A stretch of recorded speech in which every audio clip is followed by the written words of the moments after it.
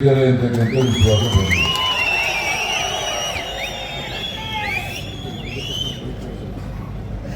ನಾನು ದಿವಂಗತ ಕೃಷ್ಣ ಅವರು ಒಂದೇ ಆಫೀಸ್ನಲ್ಲಿ ಪ್ರಾಕ್ಟೀಸ್ ಮಾಡಿದವರು, ಒಟ್ಟಿಗೆ MLA ಆಗಿದ್ದವರು, ಮಂತ್ರಿ ಆಗಿದ್ದವರು. SR ಬೊಮ್ಮಾಯಿ ಅವರು ಮುಖ್ಯಮಂತ್ರಿಯಾಗಿರುವಾಗ ಕೃಷ್ಣ ಅವರು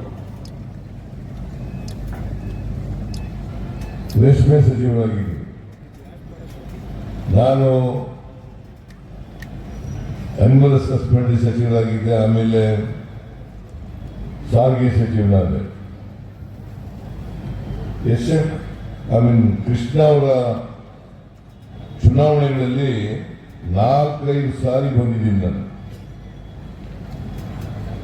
ಕೃಷ್ಣ ಅವರು ಈ ನಾಡು ಕಂಡಂತ ಅತ್ಯಂತ ಪ್ರಾಮಾಣಿಕ ರಾಜಕಾರಣಿ.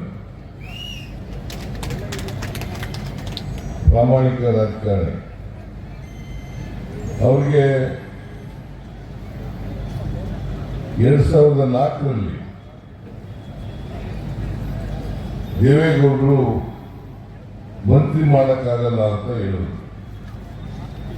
ನಾನು ಹೇಳಿದೆ, ಇಲ್ಲ, ಕೃಷ್ಣ ಅವರು ಬಹಳ ಸೀನಿಯರ್ ಲೀಡರ್ ಇದ್ದಾರೆ, ಅವ್ರಿಗೆ ಮಂತ್ರಿ ಮಾಡಲೇಬೇಕು ಅಂತೇಳಿ ನಾನು ಆಗ JDSನ ಅಧ್ಯಕ್ಷನಾಗಿದ್ದೆ. ಮಂತ್ರಿ ಮಾಡಲೇಬೇಕು ಅಂತೇಳಿ ಒತ್ತಾಯ ಮಾಡಿದೆ.